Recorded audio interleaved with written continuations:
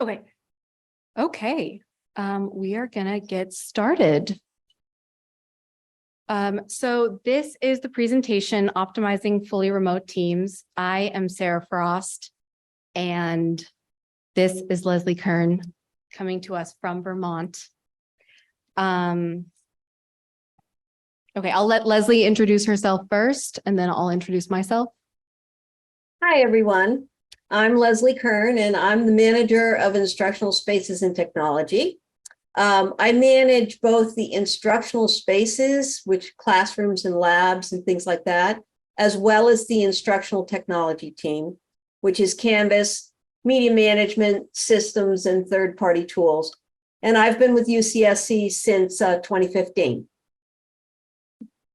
And I am Sarah Frost. I am an instructional technology specialist on Leslie's team. As Leslie said, we support a variety of instructional tools, including Canvas, for which I am the subject matter expert. I was at UCI before joining UC Santa Cruz last summer 2022. I received my master's degree in computational media from UC Santa Cruz, and I lived in Santa Cruz from 2018 to 2021, although I now work remotely from Southern California. So we are here today to talk about optimizing fully remote teams. The instructional technology team at UC Santa Cruz has been fully remote since the pandemic, and we feel that we are a highly functioning team. People are motivated, the communication channels that we use are consistently active, and our productivity is very high. So how did we get here, and how are other fully remote teams doing? We'll talk a bit about our process and our initial findings, as well as our motivation for presenting, and then we will drill into some key takeaways from our interviews, and then we'll have some discussion questions. So like I said, there will be some discussion questions after we give our presentation. If you'd like to jot down notes to contribute to the discussion, you can go to this URL or scan the QR code, but I believe you have to have the Google Doc app to open the document and edit it on your phone. So you can also post in the Q&A section if you are on Zoom. Okay, so ITS at UC Santa Cruz. As COVID receded, many employees continued to work remotely on either a fully remote or a full-time or part-time basis. ITS assessed the opportunities and impacts of remote work, and in July 2022, officially became a remote forward organization. Remote forward is defined as presuming a remote work modality for all existing and recruited positions where possible and based on business needs. When we gathered the data for this presentation in early May, ITS had 231 employees, with 115 of them fully remote, and 22% of teams of 3 or more people were fully remote. So why did we decide to do a presentation on optimizing fully remote teams? So as I said, as a fully remote team, we feel that we have been very high functioning and successful at establishing and maintaining close relationships among our team and between our team and the other team that we work with.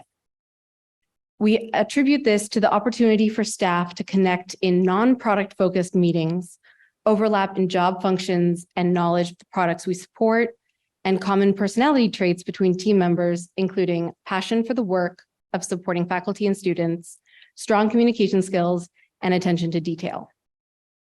And yet there are endless cautions in countless articles on the challenges of remote teams. We wondered if our experience was unique, or if our approaches might help other teams, or if other teams might have some ideas for us. So here are some of the questions that we set out to try to answer. So we wanted to understand, how do fully remote teams function? What best practices are managers employing in onboarding and daily activities to ensure productivity, team collaboration, camaraderie, connection to the campus and mission, and job satisfaction? How can remote employees be successful and feel fulfilled by their work? How can remote work re-inspire us to improve our processes? So to explore these questions, we interviewed representatives of fully remote teams at UC Santa Cruz, both managers and team members. Some of these people had been recruited and onboarded as fully remote, while others had previously been in person and then transitioned to being fully remote during the pandemic. We did not include teams with members who have hybrid schedules and are both on-site and remote. So while our sample size was small and focused, we did learn some interesting things. Leslie is going to talk now about her conversations with managers. Oh, unfortunately, I don't think we can hear you. And that would be because I was muted and now I'm not. So one second here and we'll get ourselves pulled back together. All right. So I've managed the teams that support instruction and instructional tools at UCSC for about 8 years. I started in person and I had a staff of 4. Retirements, reorgs, and COVID actually resulted in about a 75% turnover, which allowed me to hire team members based on full-time remote status. And the difference in the hiring pool was night and day. Previous barriers to getting highly qualified candidates, like the cost of living in Santa Cruz and the relatively low salaries compared to nearby Silicon Valley, just disappeared. And the applicant pools ballooned. All of the managers I spoke with were also delighted with the opportunity we had to consider candidates from across the country and to be more selective based on our unique departmental needs, depending on what our departments were doing. So next slide. Managers agreed that onboarding for new employees is especially critical. While onboarding should always be intentional and planned, with remote staff, it's especially important to make sure that there's time set aside for both planned and impromptu interactions.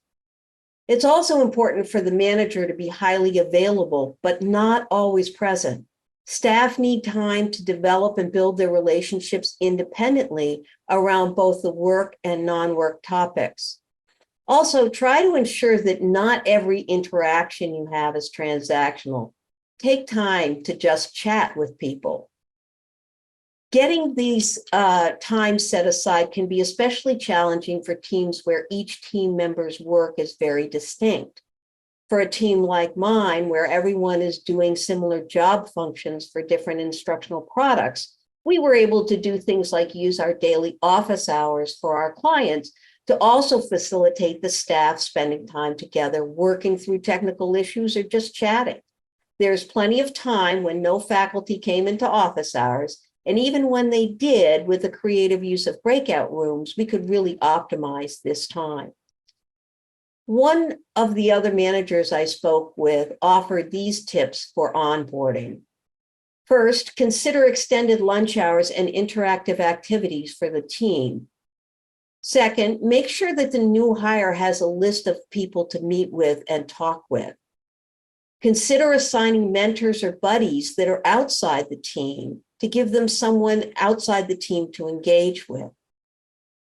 Make sure to take more time to do walkthroughs of things like document libraries and processes and step through structures, because remember that the staff is going to be pretty much on their own when they begin their work. They're not going to have someone just over the cubicle wall that they can ask for advice.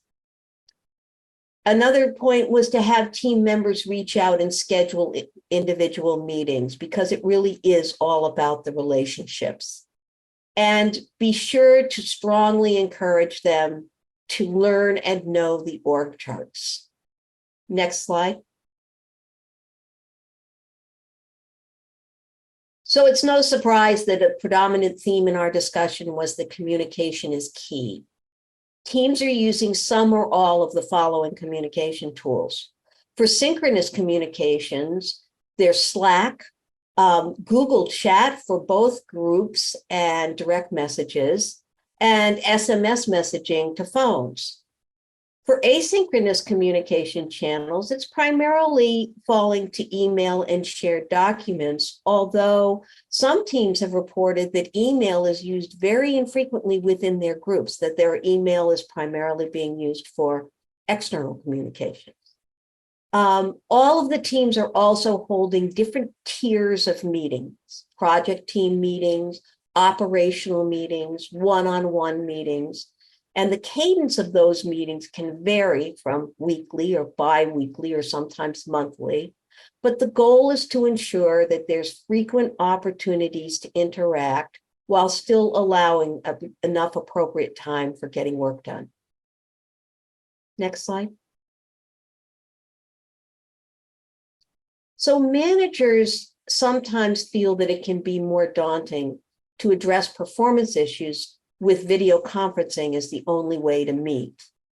But all of the managers I spoke with were also quick to acknowledge that at the heart of it, the issues with performance or productivity are all the same issues.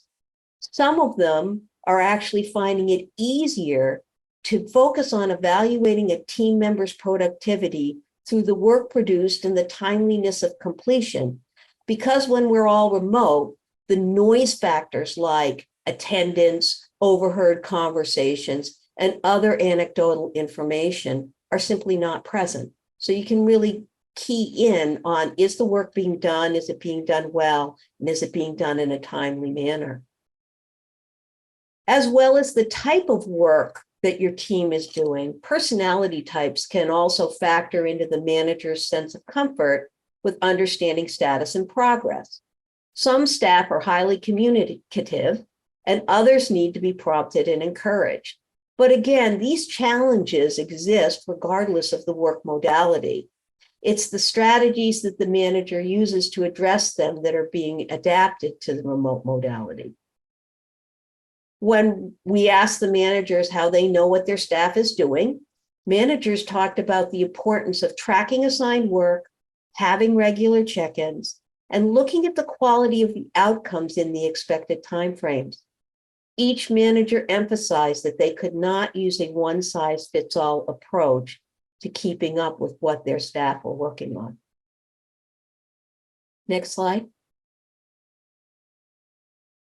So in short, some managers say some things are getting easier. Generally, managers indicated that while it can be somewhat challenging to stay on top of all the details, there are less distractions that blur staying focused on performance based on outcomes. Managers with teams doing similar work with related subjects, like my team delivering and supporting technology for instruction, are finding it easier to foster team camaraderie and empathy, both within the team and externally, as team members naturally coalesce around the subject matter and they're seeing each other as kindred spirits with a shared purpose. And of course, sourcing and hiring is definitely easier. Some things are a little harder. All of the managers agreed that it's very hard not having any opportunity to connect with their teams in person. Planning ahead for approaches like sending all staff to a conference and building in time around that have been proposed, but the policy of not paying for remote workers to travel to campus is having a significant impact. Managers are also reporting that managing work-life balance is a challenge for both the managers and their teams. Highly motivated people who are good at working remotely also have difficulty setting work aside, especially when it's right there in their home workspace.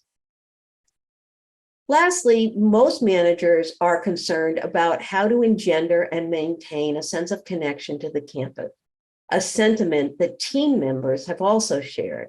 So Sarah's going to talk more about that and some other perspectives from the team members who are working remotely. Thank you, Leslie. I interviewed team members on other fully remote teams in ITS at UC Santa Cruz, as well as team members on my direct team. And some perspectives arose from my interviews. So I wanted to explore how other remote staff members maintain their connection to the university, both the physical location and the staff and faculty members that are an integral part of that university.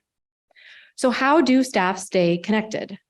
One staff member spoke to the connection he felt when working with undergrad students who have been hired through the Chancellor's Undergrad Internship Program.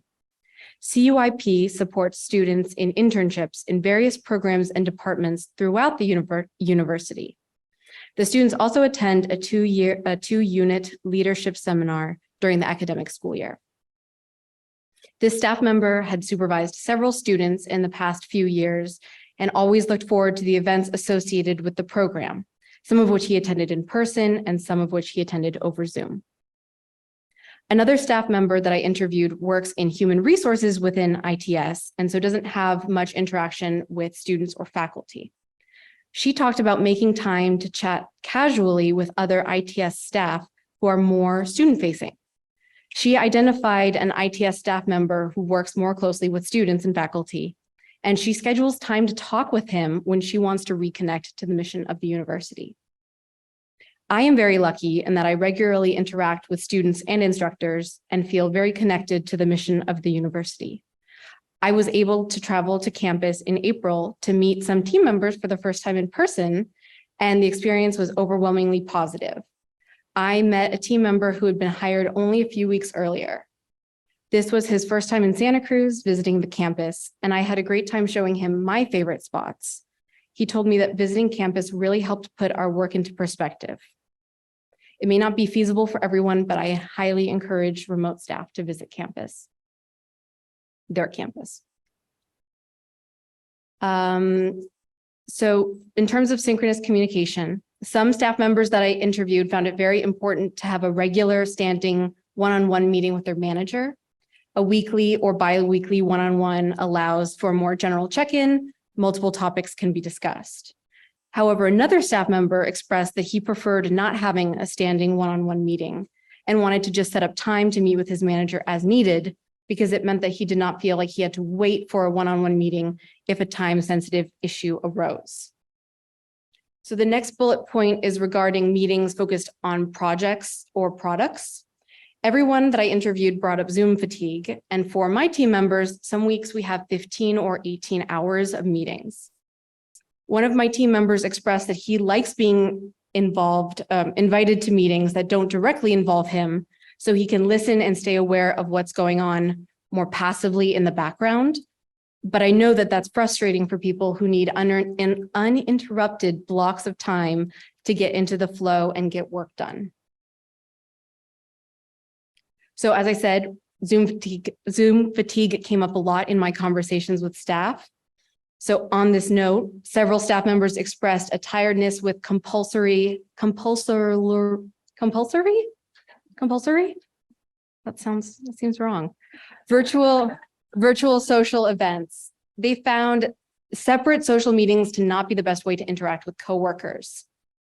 Several staff members discussed the moments before and after meetings as being a good time to recreate the water cooler chat.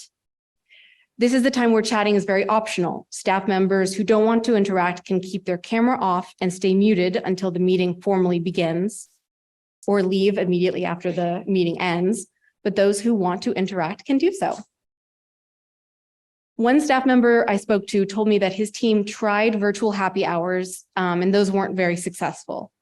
He shared that his team started a weird facts about us slide deck with a variety of questions. Team members each had a slide and shared their answers to questions like, what is one thing you can do really well? And what is the weirdest pet or friend you have ever had? And during staff meetings, they took a few minutes to discuss everyone's answer to one of the questions, which often led into other conversations. He shared that it's a good way to learn about the lives of his remote coworkers. So here are my takeaways from my interviews, which I've organized into some things that I, as a remote worker, will be thinking about moving forward. So maintaining a connection to the university should be a priority. I want to think about what synchronous communication is best for me. And I will also be spending some time thinking about how I want to socialize with my team members and then hopefully implementing it. So now we're moving on to the discussion part of this presentation. We have a few prepared questions, and we would appreciate it if you shared your thoughts and experiences as members of in-person, hybrid, or remote teams. If you have additional questions, please feel free to add them to the document linked there, or ask them during or after our discussion questions. There are a few questions on the Zoom Q&A. Let's tackle those. Well, should we tackle those first? Sure. Let's tackle those first. Okay. I cannot. Well, Okay. Here? Yeah, those are the questions. Okay, so, and then they can't see them. Okay, so I'll read them out loud. So Eric from UCSF says, can you talk about the different roles for the in-person versus remote staff? And then, as a University of California hiring manager, I feel guilty hiring someone from out of state, even if I get better candidates. Help me deal with my guilt. Well, I can help you deal with your guilt, Eric. I think that from my perspective, one of the greatest services that we can do for our universities is to hire the best possible people for the job that is available. And those people don't always live in the same state. I do know that there is an active discussion around whether a state-funded university should be supporting people living out of state. And I think that's a worthwhile conversation to be had at a variety of levels. But as a hiring manager, my current focus is on how I find the best people to serve the university and to serve our students. Hope that helps. Eric also says, any comment on people missing gossip/grapevine messaging? It's not always negative. That's a great point. And I think about that a lot. I think for me personally, there are some things that just need to be in person, and really sitting across from a coworker and chatting with them leads to different conversations than chatting over Zoom. That's one of my comments. But I will add, Sarah, that we have group areas in Google Chat for our tools team and for our sets team. And every once in a while, what shows up there is, hey, here's a picture of my dog. And we all, have a good time talking about our dogs. So I think it can be spontaneous, and I think it can be online to some extent. Ingrid from UC Berkeley says, please speak to culture and how you continue to have culture thrive within remote-only environments. Leslie? Yeah, Well, did you want to comment on that, Sarah? Well, in terms of culture, I think of the culture as being inextricably tied to the physical location of the university. And that's why I think it should be a priority for remote staff to visit campus, especially if they've been hired fully remotely and maybe have not had a chance to visit campus. It can be a very amorphous thing. And so I think going to the physical location, seeing the students and faculty is super helpful for positions like mine, which are very instructor and student facing, and also very helpful for folks that are working on databases or cybersecurity, who might sometimes potentially lose sight of the fact that they work for a university, because cybersecurity, well, can't speak to that. Databases are databases, maybe regardless of whether or not you're using databases for a university or a private company, although I don't know much about databases. So if anyone wants to disagree, please feel free. Well, I also think that, the University of California has campuses that are incredibly diverse and incredibly individualized, right? And it's an absolutely cathartic experience. It was for me every time I've gone to one of the different campuses, even not as an employee, just as a visitor. So I know that having worked on campus before I became remote was a very important thing for me. And I do feel a sense of really wanting my full-time remote staff to have the opportunity at least a few times to get to campus and have that connection. How to keep the cultural connection going? I think at UC Santa Cruz, we probably have a secret weapon in that almost any topic that comes up, there's a UC Santa Cruz way of thinking about it that we can bring forward. And I think it keeps that kind of banana slug, quasi quirky culture very much alive, certainly in our conversations in my team. I agree. Okay, so now our discussion questions. Did any of our findings surprise you? As we said, our motivation for giving this presentation was to learn about the underlying similarities and differences between successful remote teams. So we'd like to know if any anecdotes or points that we made resonated with you or surprised you. Oh, and I should check Google Doc.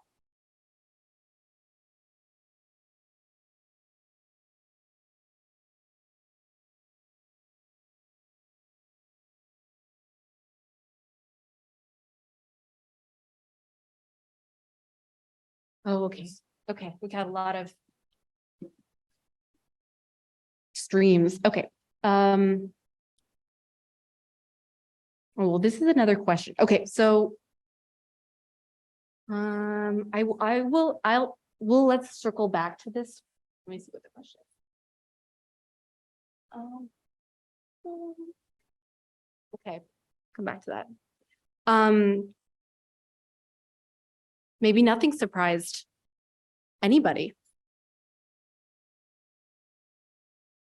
So someone's asking about the fact that we have multiple communication channels and what was the any reasons not to focus on just one. And the main reason not to focus on just one is that individuals respond differently to different tools and everybody has their favorite. And while it can be challenging to have multiple places that you need to pay attention, it really does allow for a more individualized experience. And it also encourages all of us to think about the fact that different people are going to communicate in different ways. We take that for granted when we're in person, but when we're remote, we have a tendency to want everything to fit into a nice box. And I think encouraging all of us to continue to experience things through multiple channels and in multiple ways, we keep from becoming expecting that people will meet us on our own ground. That's just my right. And in the same way that you might, if you were in person, learn that a coworker doesn't like to be bothered right before lunch. I understand that some of my coworkers prefer to be contacted over Google Chat, and some prefer over Slack. So I thought when joining the team that this would be very confusing and disorienting, and it actually has not been. It hasn't been a problem to not just focus on one chat modality. No, we do not use Teams chat. Any reason we should? No? Okay. That's what I thought.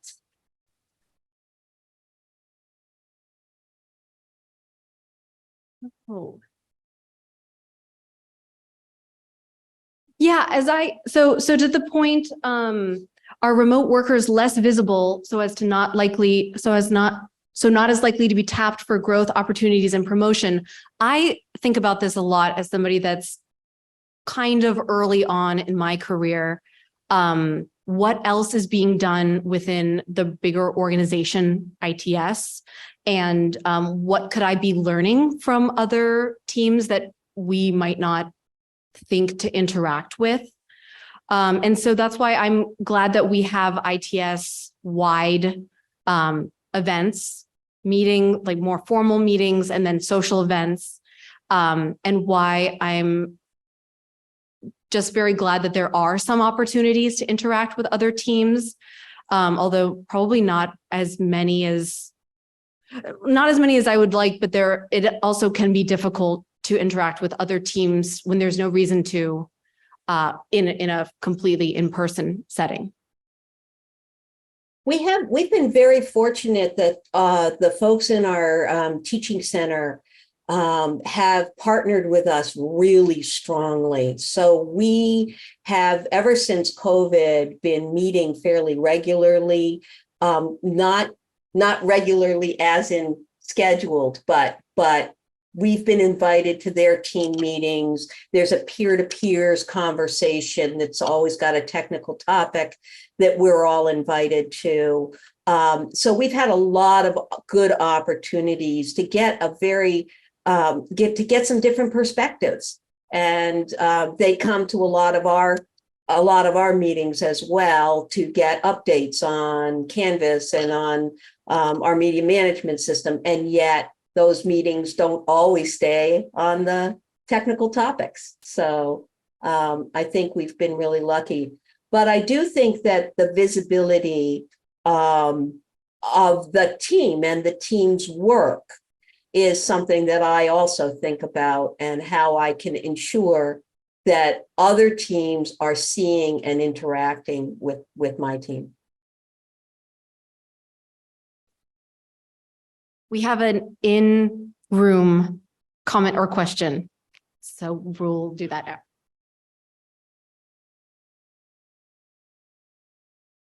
So my question really comes down to the optics from high-level leadership of one team being fully remote or primarily remote, and another team being kind of more back in person, and what that has been like as you guys navigate it, or if you've not had any of that challenge because high-level leadership is forward-focused in terms of remote work. Yeah, I think that from a manager's perspective, I'll just chime in and say that being given the direction from the senior leadership that we were going to be going forward remote first for any position that did not require being present on campus took the pressure off on that a lot. And I really appreciate the fact that our management has been so clear on this, because otherwise, yeah, it would be a real problem. I do struggle with the fairness aspect, right? I think that there are people who have jobs that require them to be on campus who might really like to have remote positions, and they don't have the option. So there is that conundrum.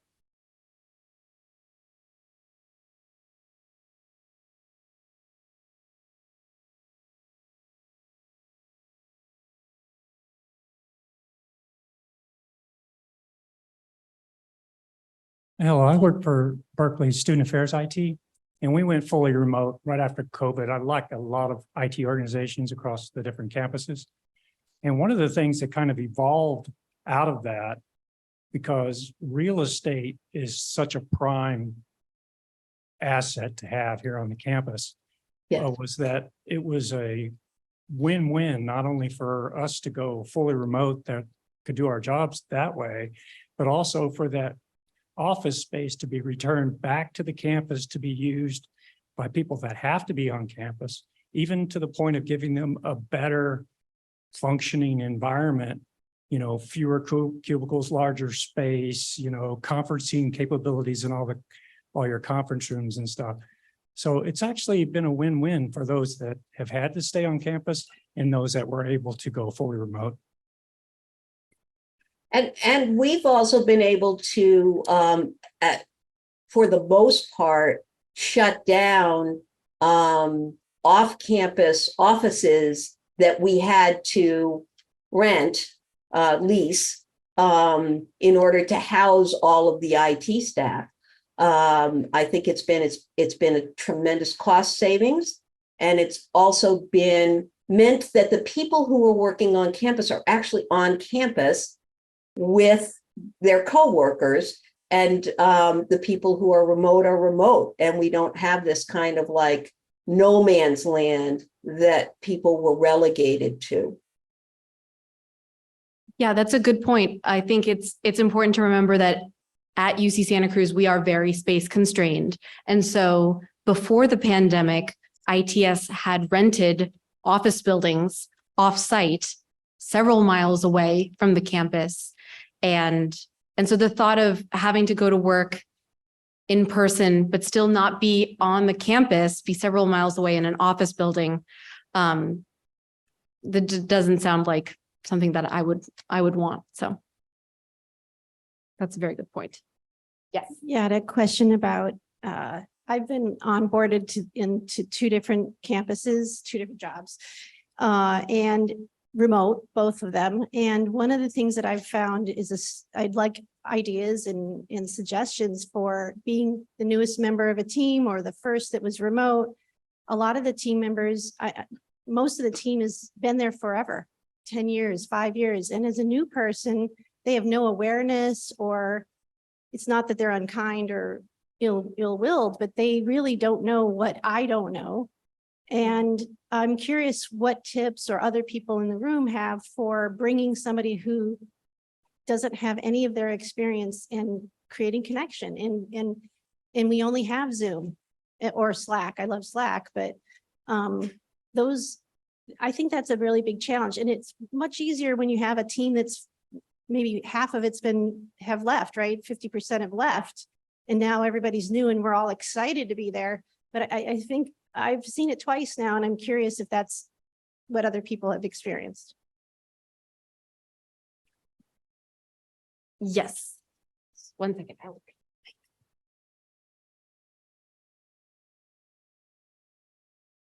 A couple of comments. One of the, I'm Cass Chanolo. I'm with UC Berkeley, Student Information Systems. 2 things I want to mention. One is that we do what we call a coffee break. This is once a month within the Student Information System. We have about, plus probably 60 to 70 people. And so nobody really, especially the newcomers, don't really know the entire team, but we match every month 2 people saying, okay, you're going to have schedule half an hour, 15 minutes, 20 minutes, whatever, talk to each other. And those conversations actually creates a team, sense of team. And another thing that you guys touched upon, which is, showing the new hires the org chart. So I guess we have onboarding, but on top of that, we also created what we call the team orientation, or a technical orientation, we call it. In that orientation, we go a little beyond the onboarding, actually tell the new team member, especially a new hire, and then to see where they really fit in the team, and not just showing the, immediate surroundings that that person works with, but the extra layers, additional layers around that team, who we interact with, and where do you fit in this. And so we really take our time the first couple of months, not just limit this to 1 or 2 meetings. And we just really go through, introduce the team, and then tell that person, where you fit in the team, who you need to interact with, go beyond that, and then who are, your leaders, who's your manager, your director, director's director. And I think that really helps the newcomers to feel like part of the team.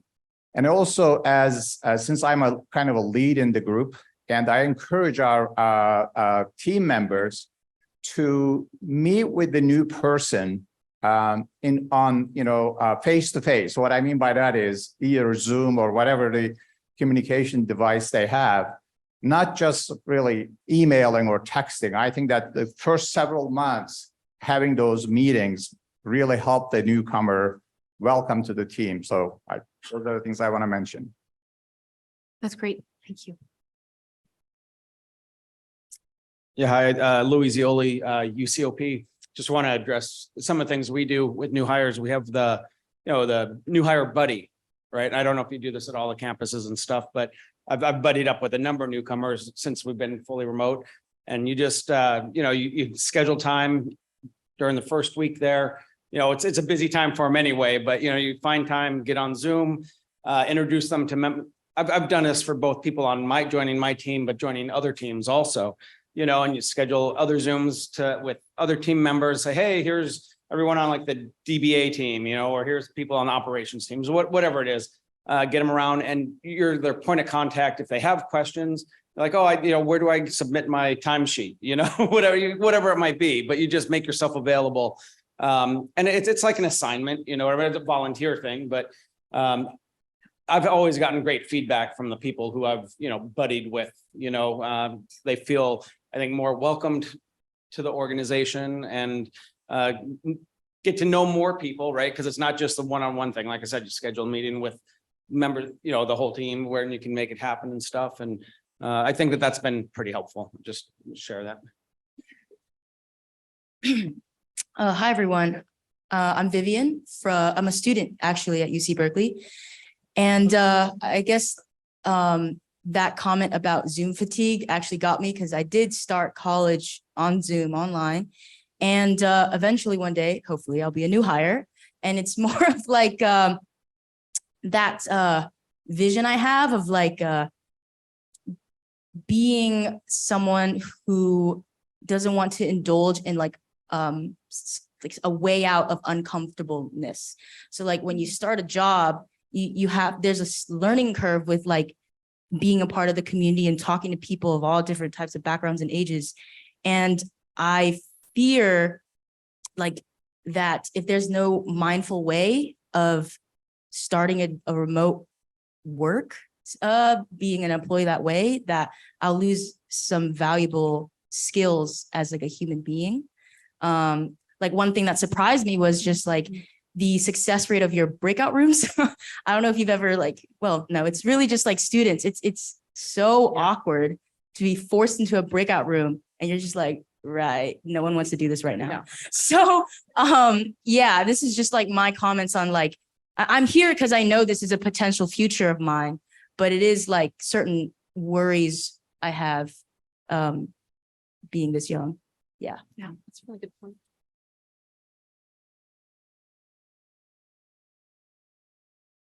Kevin Archibald from